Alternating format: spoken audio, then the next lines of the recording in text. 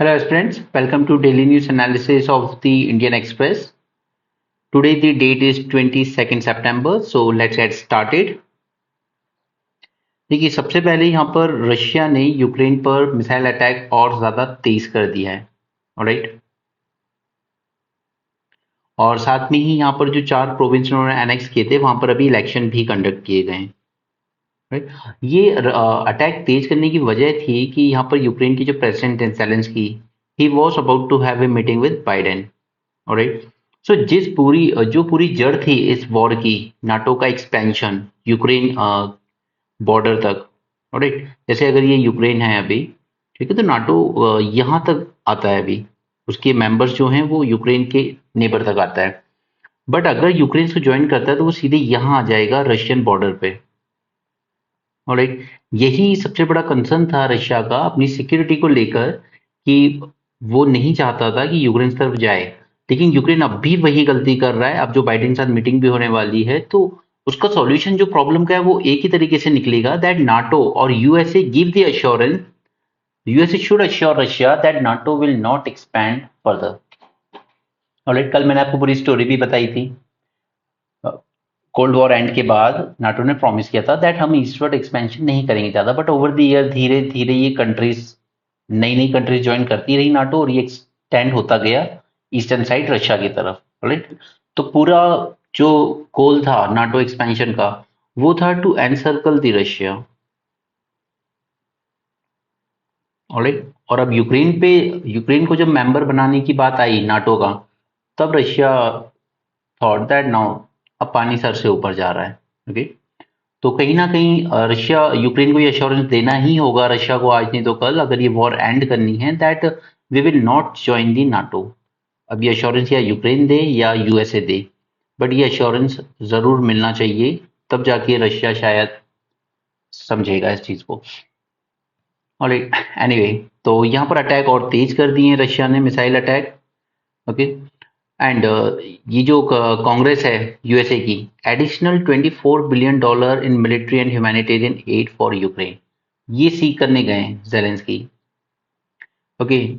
तो ये सारा अटैक साउथ और ईस्टर्न साइड से हो रहा है, वो हम यूक्रेन के मैप में पहले ही देख चुके हैं। वहाँ की energy facilities leading to power outrages, ये सब प्रॉब्लम हो रही है, ठीक है। उसके बाद पोलैंड था जो काफी वेपन सप्लाई कर रहा था यूक्रेन को, बट उसने भी कह दिया we will no longer transfer weapons to Ukraine, and reason is that Poland is not getting the gratitude it deserve for arming Ukraine and accepting its refugees। तो ऐसा कुछ आपकी काम की चीज नहीं थी। The only you need to understand कि इसका सॉल्यूशन सिर्फ अश्योरेंस से ही निकल के आ सकता है। वो अश्योरेंस या तो यूक्रेन खुद देगा या यूएसए देगा, ठीक है। अदरवाइज ये वॉर ऐसी ही चलती रहेगी आगे तक। कतर, सी कतर ने यहाँ पर 2 सेपरेट बायलैटरल मीटिंग्स की हैं, एक यूएसए के साथ, एक ईरान के साथ। क्योंकि देखिए ईरान के साथ 2 कंसर्न हैं यूएसए के सबसे बड़े। पहला, उसका न्यूक्लियर प्रोग्राम, राइट, जो जिसके लेकर यूएसए ने सैंक्शन लगा रखे हैं ईरान पर। और दूसरा नया इशू अब क्रिएट हो गया है, जहां पर ईरान ने ड्रोन सप्लाई करे हैं रशिया को, राइट। तो ये 2 इशू हैं ईरान के साथ यूएसए को लेकर, ओके। इन 2 इश्यूज में ही कतर कोशिश कर रहा है कि दोनों को टेबल पे लाया जा सके किसी तरीके से, एंड कुछ एग्रीमेंट करवाया जा सके। आगे बढ़ते हैं। ये सब वही पॉलिटिकल न्यूज़ है, तो इनको आप एज ए यूपीएससी एस्पिरेंट आप मत पढ़िए, वो बाकी आम लोगों के लिए ठीक है। दूसरा, आपको पता है कि ओबीसी में सब कैटेगराइजेशन को लेकर गवर्नमेंट ने रोहिणी कमीशन सेटअप किया हुआ है, ठीक है। क्योंकि उनका ये मानना है कि कुछ डोमिनेंट कम्युनिटीज हैं, जैसे कुर्मी, ऑलराइट, यादव्स, तो ओबीसी में आती हैं 2650, इससे ज्यादा कास्ट, ठीक है। बट मेजोरिटी जब बात आती है गवर्नमेंट जॉब्स की, तो ऑलमोस्ट 70% सीट्स कुछ टॉप की ही 20-30 कास्ट कॉर्नर कर लेती हैं। तो उसी के लिए यहाँ पर रोहिणी कमीशन सेटअप किया गया था। तो अभी तक इसको बार बार एक्सटेंशन दिया जाता रहा है, और अभी तक ऐसा कुछ निकल के नहीं आई है इसकी रिपोर्ट, बट ये माना जा सकता है कि forward among the backwards and then the most backward, ऐसे करके कुछ 3 या 4 ग्रुप में बांटा जाएगा इसको, ओके, ऑलराइट। अब जब ये सब कैटेगराइजेशन की बात आती है, तो even with in SC schedule caste ये डिमांड की भी गई है, और कई बार स्टेट्स ने अटेम्प्ट भी किया है इसको करने का, ठीक है, बाकी वो मैटर सब सुप्रीम कोर्ट में चला जाता है और वो अभी तक पेंडिंग चल रहा है। तो उसी तरह से यहाँ पर तेलंगाना की एक कम्युनिटी है जो एससी में आती है, मदिगा कम्युनिटी। ऑलराइट, जो कहते हैं कि हम जैसे 17% एससी पॉपुलेशन है तेलंगाना में, ओके, शेड्यूल कास्ट पॉपुलेशन 17% इन तेलंगाना। उस 17% में से 50% पॉपुलेशन है मदिगा की। बट सबसे ज्यादा जब बेनिफिट की लेने की बात आती है तो वहां पर दूसरी एससी कम्युनिटी है मला, ओके, जैसे भी आप प्रोनाउंस करते हो वहां पर, ठीक है, ये मेजोरिटी बेनिफिट कॉर्नर कर ले जाती है।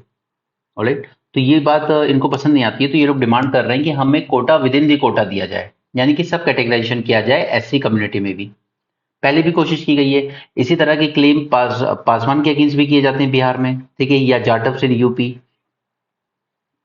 ठीक है। तो सब कैटेगराइजेशन तो हाँ होगा, आज नहीं तो कल वो होना ही है, क्योंकि पहले जो जो कास्ट पहले थोड़ा सा दबी रहती थी, now they are becoming assertive.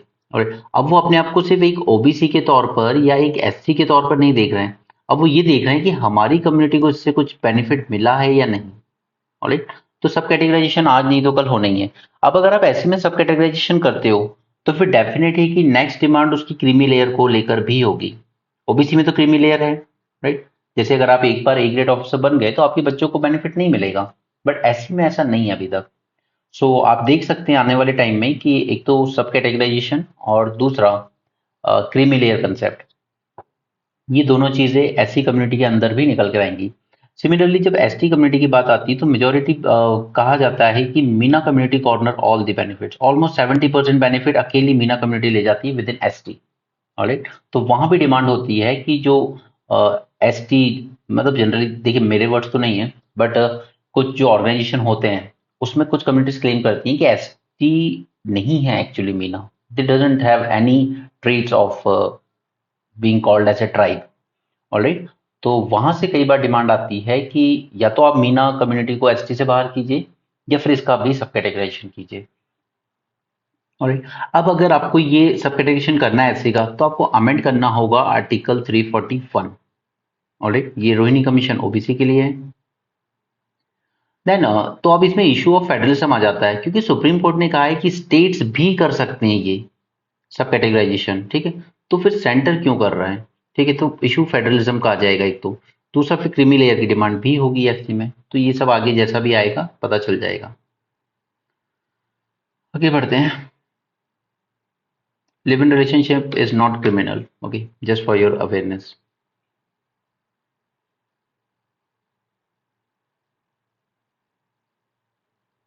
बस ये एक सिंगल पॉइंट है कि बीच में बात की जा रही थी कि आधार को लिंक किया जाएगा वोटर वोटर आईडी से, ठीक है, तो फिलहाल के लिए इलेक्शन कमीशन ने खुद कह दिया कि नहीं हम ऐसा कुछ नहीं कर रहे हैं।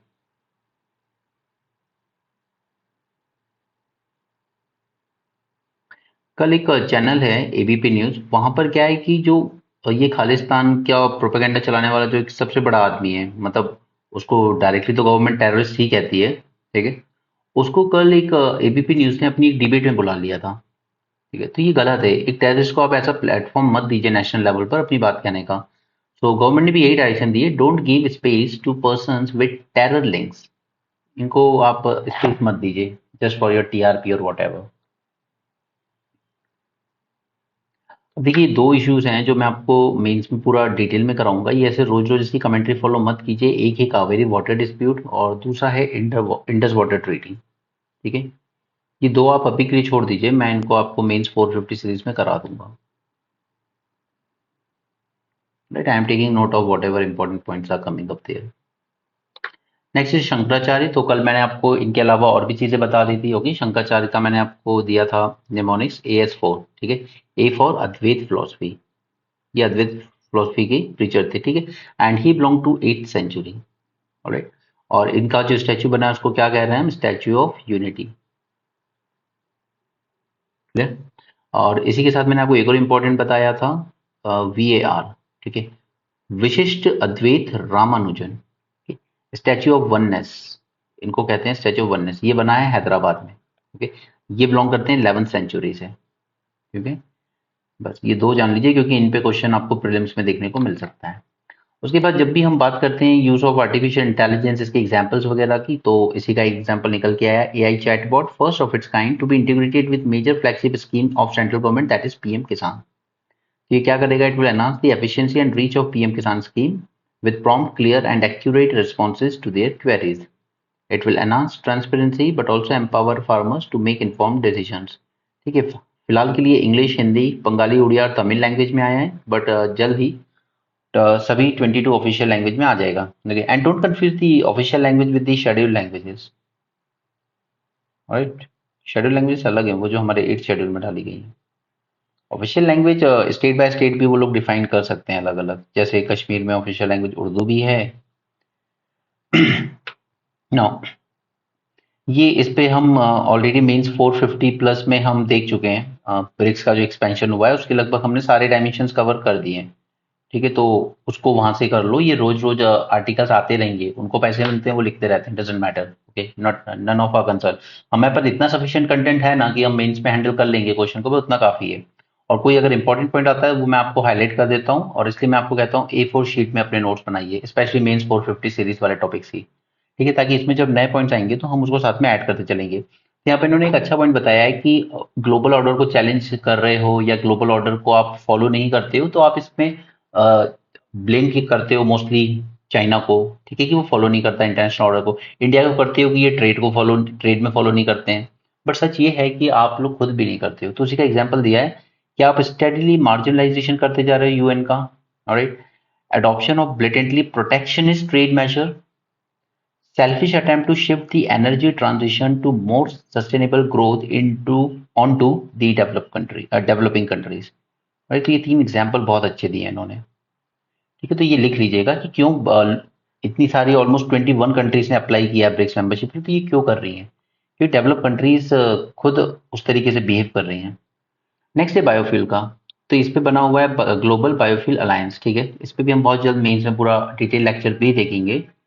और एक तो आपको पता है कि हम लोग अपना 87.3%, 87 याद रख लीजिए मोटे मोटे तौर पे, ये हम अपना क्रूड इंपोर्ट करते हैं. ऑलराइट, और अब क्योंकि ये प्राइस फिर से बढ़ते जा रहे हैं, ऑलमोस्ट $100 पर बैरल टच कर चुका है ये. ऑलराइट, तो इंडिया का फिर इंपोर्ट बिल भी एक्सटेंड होता है.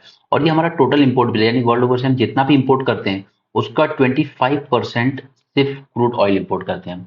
तो अब इसका क्या कर सकते हैं हम? एक तो ऑल्टरनेटिव ये होता है कि डोमेस्टिक प्रोडक्शन बढ़ा लो, बट ओवर द ईयर हमारा डोमेस्टिक प्रोडक्शन और नीचे चला गया. जो थोड़ी बहुत भी हमारे यहाँ पे माइंस थी इस टाइप की, उनमें से प्रोडक्शन उतना ज़्यादा हो नहीं रहा है. ठीक है, और या फिर आप इसका कोई ऑल्टरनेटिव ढूंढ लो. और उस ऑल्टरनेटिव में से ही एक ऑल्टरनेटिव निकल के आता है बायोफ्यूल. ऑलराइट, 2003 में हमने 2003 में हमने प्रोजेक्ट लॉन्च किया था कि हम बायोफ्यूल ब्लेंडिंग करेंगे. ठीक है, पर ज़्यादा कोई डेवलपमेंट देखने को मिला नहीं. बट फाइनली 2022 में जाके हमने 10% का टारगेट अचीव कर लिया कि हम इथेनॉल ब्लेंडिंग कर रहे हैं विद पेट्रोल. ऑलराइट, नाउ हमने 2025 तक के लिए टारगेट रखा है कि हम इस ब्लेंडिंग को 20% तक पहुंचा देंगे. अब बात ये है कि ये जो 10% आ भी रहा है ना, ये मोस्टली फर्स्ट जनरेशन के फ्यूल है. और मैंने आपको उस दिन सब बताया था, first generation, second, third, fourth, fifth generation. तो फर्स्ट जनरेशन बनता है हमारा फूड स्टॉक से. राइट, जैसे sugar cane, grain and so on. Second generation बनता है हमारा नॉन फूड स्टॉक से, जैसे agriculture waste and so on. Alright, तो हमें कहीं ना कहीं सेकंड जनरेशन को ज्यादा इंकरेज करने की जरूरत है. लेकिन अभी हमारा मेजोरिटी जो आ रहा है इथेनॉल, वो फर्स्ट जनरेशन से आ रहा है. अगर फर्स्ट जनरेशन से ही आता रहेगा तो ये अल्टीमेटली हमारी फूड सिक्योरिटी पर एक थ्रेट क्रिएट कर सकता है. राइट, क्योंकि शुगर केन और ग्रेन्स यूज हो रहे हैं यहाँ पर. नॉन फूड से आएगा तो वो बेटर होगा कि हमारा क्रॉप रेसिड्यू बच जाता है, काफी पराली वगैरह जलाई जाती है, तो उनको हम यूज कर सकते हैं. लेकिन इसके लिए हमें चाहिए काफी सारा इन्वेस्टमेंट. ठीक है, तब जाके हम एथेनॉल ब्लेंडिंग सक्सेसफुल कर पाएंगे. दूसरा है कि हम इलेक्ट्रिक व्हीकल्स की तरफ तो बात कर ही रहे हैं जाने के लिए, लेकिन इनके साथ बहुत सारे इशूज हैं. ठीक है, इनमें काफी सारे रेयर अर्थ एलिमेंट्स चाहिए आपको. ठीक है, काफी इसकी टेक्नोलॉजी पे वर्क करना पड़ता है, तो उसकी भी एक कैपेसिटी है, एक लिमिट है. दूसरा फ्लेक्स फ्यूल व्हीकल. अभी आपने पिछले कुछ दिनों में मैंने आपको दिखाया था, नितिन गडकरी जी ने लॉन्च किया था फ्लेक्स फ्यूल व्हीकल. तो उसमें यही था कि आप स्विच कर सकते दोनों में. जितनी देर आपको डीजल से चलाना है उससे चला लीजिए, और जब इसको आप स्विच ऑफ कर देते तो आप दूसरा एथेनॉल से ही चला लीजिए टोटल. ठीक है, फ्लेक्स फ्यूल, एक इंजन बट वो दोनों फ्यूल पे वर्क कर सकता है. ओके, तो ये पूरा क्रक्स है इस आर्टिकल का. आप जल्दी से देख लेते हैं इसको. $100 per barrel once again. India's import dependence 87.3% and 25% of import bill, total import bill. Okay, third largest crude consumer है हम लोग world over. Global biofuel alliance बनाया गया है अंडर इंडिया G20 प्रेसिडेंसी. और अब इससे हम लोग क्या इंश्योर करना चाहते हैं? अपनी एनर्जी सिक्योरिटी, ताकि हम इंपोर्ट पे डिपेंडेंट ना रहें, बायोफ्यूल्स को डोमेस्टिकली प्रोड्यूस करके यूज कर सकें, तो हमारे फॉरेक्स रिजर्व भी सेव होंगे इससे। ठीक है। हमने लॉन्च किया था ये प्रोग्राम 2003 में, 2022 में हमने अचीव किया है 10% इथेनॉल ब्लेंडिंग इन पेट्रोल, और हम इसको बढ़ाना चाहते हैं 20% बाय 25-26, राइट। अभी हम 430 crore litre of ethanol produce कर रहे हैं, ओके, 10% अचीव करने के लिए। बट अगर 20% अचीव करना है तो हमें प्रोडक्शन बढ़ा के करना होगा 1100 crore litre by 25, almost 2.5 times, alright. तो इसके लिए हमें इन्वेस्टमेंट की जरूरत होगी, एबिलिटी टू प्रोवाइड और you can say divert the necessary feed stock, क्योंकि आई टोल्ड यू कि ज्यादा फ्यूल ज्यादातर अभी आ रहा है फर्स्ट जनरेशन से। ओके, तो अब पेट्रोल की डिमांड की बात करें तो 60% पेट्रोल की डिमांड टू व्हीलर से आती है एंड 40% पेट्रोल की डिमांड आती है फोर व्हीलर से। ठीक है, अब जैसे जैसे लोगों की थोड़ी इनकम बढ़ रही है या फैमिलीज बढ़ रही हैं, तो लोग अब फोर व्हीलर खरीदने की इच्छा रखते हैं। तो वैसी बात है कि जो 40% का शेयर है फोर व्हीलर का पेट्रोल में, ये बढ़ेगा धीरे धीरे। और EVs are not the silver bullet, क्योंकि उनमें बहुत इश्यूज होते हैं, जैसे मिनरल्स चाहिए उसको बनाने में, उसमें काफी मटेरियल्स लगता है, कंपोनेंट्स लगते हैं, रेयर अर्थ एलिमेंट्स लगते हैं। Okay, so biofuels and bioflex flex fuel vehicle ये ज्यादा सही दिखते हैं। तो अभी first flex fuel vehicle launch भी किया है नितिन गडकरी जी ने। ना फर्स्ट जनरेशन प्रोडक्शन होता है शुगर केन से और ग्रेन से, और हमारे यहाँ अभी जो हो रहा है उसमें से मोस्टली 84% शुगर केन से हो रहा है। ठीक है, तो अल्टीमेटली क्या होगा, अभी शुगर केन का सप्लाई रिड्यूस होगा, राइट, और सप्लाई रिड्यूस होगा तो फिर अल्टीमेटली प्राइस बढ़ेंगे उसके। ठीक है, तो कहीं ना कहीं हमारी सिक्योरिटी को थ्रेटन करता है, मतलब आप कह सकते हो कि सप्लाई साइड मेजर को अफेक्ट करेगा फिर वो। सेकंड जनरेशन से प्रोड्यूस कर पाए तो ये बहुत अच्छी बात होगी, लेकिन उसके लिए काफी सारा इन्वेस्टमेंट चाहिए, लेकिन अभी इस पे प्रोग्रेस थोड़ी स्लो है। ओके, अभी हम 2G से हार्डली 3 करोड़ लीटर प्रोड्यूस कर रहे हैं, just 3 crore out of that 430 crore. Okay, तो बहुत कम है, तो 2G से प्रोडक्शन बढ़ाने की जरूरत है हमें। नाउ जी फर्स्ट जनरेशन में एक तो क्या है, फूड का यूज हो रहा है, शुगर केन, सीरियल्स एटसेट्रा। ठीक है, एनर्जी लग रही है, इलेक्ट्रिसिटी तो चाहिए ना, वो इलेक्ट्रिसिटी कहीं से तो बन के आ ही रही होगी, चाहे वो कोल से बने या गैस पावर से बने। और वाटर नेक्स्ट, इसमें वाटर बहुत यूज होता है, इसीलिए इथेनॉल प्रोड्यूस करने के लिए सबसे ज्यादा लोगों ने जो कंपनीज अट्रैक्ट हुई है वो बिहार की तरफ हुई है, क्योंकि वहाँ पानी की कोई कमी है, नदी में पानी बहुत है। ठीक है, तो बिहार में काफी नए नए प्लांट्स लगाए जा रहे हैं इथेनॉल प्रोडक्शन के, और वो अच्छी बात है। ठीक है, food crops require fertiliser and water. Okay, जो आप ग्रो भी कर रहे हो तो उसके लिए आपको फर्टिलाइजर चाहिए, वाटर चाहिए। It require heavily subsidise energy, that is electricity. ठीक है, उसके साथ साथ अश्योर्ड प्रोक्योरमेंट चाहिए, कि अगर मैं प्लांट लगा रहा हूँ इथेनॉल का, ठीक है, बना रहा हूँ, तो मुझे एक वो भी तो चाहिए ना कि कोई हो खरीदार, खरीदने वाला, जो मुझे श्योरिटी दे कि आप प्रोड्यूस कीजिए, हम खरीदेंगे। ठीक है, assured procurement. Climate change consideration, क्योंकि कई बार क्लाइमेट की वजह से जो शुगर केन का प्रोडक्शन होगा, सीरियल्स का प्रोडक्शन होगा, जैसे हीट वेव आई थी पंजाब में, तो वीट का प्रोडक्शन कम हुआ। ठीक है, तो एक तो क्लाइमेट चेंज को भी कंसिडर करना होगा, कभी रेनफॉल हो जाता है तो ईल्ड नीचे चली जाती है, unnecessary rainfall, alright, significant variation देखने को मिल ही रहे हैं इसमें। So this all these things leaves us vulnerable to supply shock. तो 20% टारगेट अचीव करना इतना भी आसान नहीं होगा। Now we must focus on policy must be to slow down the overall consumption of petrol, और वो किया जा सकता है या तो इलेक्ट्रिक व्हीकल को प्रमोट करके या पब्लिक ट्रांसपोर्टेशन को प्रमोट करके। ऑलराइट, ये जेएनयू में क्या चल रहा है, ये सब फालतू की बातें हमें नहीं पढ़नी अपने एग्जाम के लिए। One nation one election many solution, ये सब हम कर चुके हैं मेन सीरीज में, एक बार लेक्चर देख लो, प्रिपेयर कर लो टॉपिक मेंस के लिए, बात खत्म हो जाती है, एग्जाम निकालो और आगे चले जाओ लाइफ में। यहाँ ओल्ड एज की तरह हर एक चीज नहीं पढ़नी है सेम चीज बार बार। कनाडा के रिलेशंस की बात आती है तो हमें सिर्फ इतना जानना है कि हमारे काम का क्या है इसमें। फर्स्ट चीज की कनाडा से ज्यादा एफडीआई नहीं आती हमें, ठीक है, तो रिलेशन खराब भी हो रहे हैं तो इतना फर्क नहीं पड़ेगा हमें, जस्ट 0.56% एफडीआई कनाडा से आती है टोटल में से। ऑलराइट, बट सीरियस कंसिडरेशन है कि हमारी ओवरसीज पॉपुलेशन है जो इंडियंस की, ऑलमोस्ट 5.26% कनाडा में रहती है, दैट इज 16,89,000। ये एक सीरियस कंसर्न है अगर रिश्ते खराब हो रहे हैं तो। एवरी 7 स्टूडेंट जो अब्रॉड जाता है पढ़ने वो कनाडा में है। ठीक है, ऑलमोस्ट 1,83,000 स्टूडेंट वहां पर है, और अब वहां पर कुछ खालिस्तानी रेडिकल एलिमेंट्स सीधे सीधे थ्रेटन कर रहे हैं, ओके, इंडियंस को, इवन डिप्लोमेट्स तक को। तो कहीं ना कहीं वायलेंट हो रहा है उधर चीजें। Canada is fourth largest source of tourist, तो ये एक इंडिया को नुकसान होगा कि फॉरेन टूरिस्ट आने वाले जो कनाडा से थे वो थोड़े कम होंगे, अब तो हमने वीजा इशू करना ही बंद कर दिया है। बायलैटरल ट्रेड तो बहुत टाइनी है, और जो थोड़ा बहुत है भी वो भी इंडिया के फेवर में है, ये $4 बिलियन। राइट, फिर फर्टिलाइजर पल्सेस, कनाडा से हम दो चीजें बहुत इंपोर्ट करते हैं। फर्स्ट है fertiliser, that is MOP, muriate of potash. ठीक है, Canada was the largest supplier for this, ये फर्टिलाइजर होता है एक तरह का, followed by Israel, Jordan, Belarus, Turkmenistan and Russia. Alright, तो एक तो हमें ये फर्टिलाइजर के सप्लाई पर असर पड़ेगा। दूसरा, पल्सेस पे असर पड़ सकता है, मसूर और रेड लेंटिल, ठीक है, बिकॉज इंडिया का लार्जेस्ट सप्लायर था मसूर दाल का Canada, followed by Australia. Next, US Fed leaves rate unchanged. देखिए, ये सिंपल सी वो लॉजिक है जो आपको मैं पहले भी समझा चुका हूँ कि अगर फॉरेन में, यूएसए में सपोज वो टाइटनिंग करता है फेड रिजर्व अपनी, यानी कि उन्होंने अपने रेट बढ़ा दिए, तो वहाँ के लोगों को जो लोन मिलता था वो उतना ईजी नहीं मिलेगा, ठीक है, सस्ता नहीं मिलेगा। जब सस्ता लोन मिलता था तो वो इंडिया में आके इन्वेस्ट कर देते थे, इंडिया चाइना इमर्जिंग इकोनॉमीज में इन्वेस्ट करते थे, ठीक है। लेकिन अब क्योंकि टाइटनिंग कर दी है तो वो अपना पैसा निकाल के वापस फॉरेन लिए जाते हैं, ठीक है, तो इंडिया से हो जाता है कैपिटल आउटफ्लो। इसलिए जब भी फेड टाइटनिंग होती है ना तो इंडिया की धड़कनें बढ़ जाती हैं, क्योंकि इंडिया से डॉलर जाने लगता है। अब जब डॉलर जाएगा, डॉलर की हमारे इंडिया के मार्केट में कमी हो गई, तो हमारा जो रुपी था वो डेप्रिशिएट होना शुरू हो जाता है, ठीक है, कमजोर होने पड़ लगता है रुपया। तो अब इस डेप्रिसिएशन रोकने का फिर क्या तरीका है कि आरबीआई अपने फॉरेक्स रिजर्व जो पड़े हैं $600 बिलियन के, उस फॉरेक्स रिजर्व से कुछ डॉलर उठा के मार्केट में सप्लाई करे, ताकि जो डॉलर जितने गए उतने ही आप सप्लाई कर दो, ताकि बैलेंस हो जाए वापस से, ठीक है। और अगर आप नहीं करते हो और रुपये को गिरने देते हो, तो उससे हमारा रुपये हो रहा है डेप्रिसिएशन। और डेप्रिसिएशन अगर हो रहा है तो हमेशा याद रखिएगा, एक्सपोर्टर को फायदा होगा, ठीक है, और इम्पोर्टर को नुकसान होगा। और क्योंकि हम लोग एक्सपोर्ट कम करते हैं, इंपोर्ट ज्यादा है, इंडिया से नेट इंपोर्टर, ठीक है, इसलिए ये जब फेड टाइटनिंग होती है तो ओवरऑल इंडिया की इकोनॉमी थोड़ा लॉस में जाती है, ठीक है। तो हम पसंद नहीं करते कि यूएस फेड कभी टाइटनिंग करे, ठीक है। जितनी ज्यादा क्वांटिटेटिव ईजिंग पॉलिसी फॉलो करता है वो उतना ज्यादा डॉलर फ्लो हमारे इंडिया में बढ़ता है। ऑलराइट, सो बस वही क्रक्स है उस पूरे मैटर का।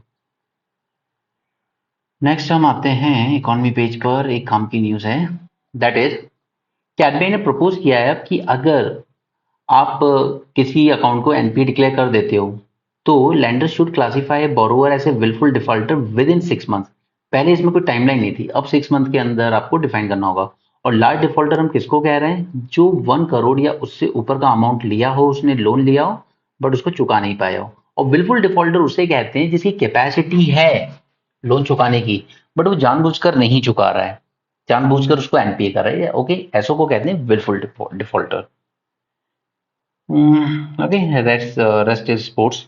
सो आज के पेपर में ज़्यादा काम का नहीं था, और जो चीज़ें हम ऑलरेडी 450 में कवर कर लेते हैं उसको बार बार पढ़ने की ज़रूरत नहीं है जब तक कि उसमें हमें कोई नया पॉइंट ना मिले।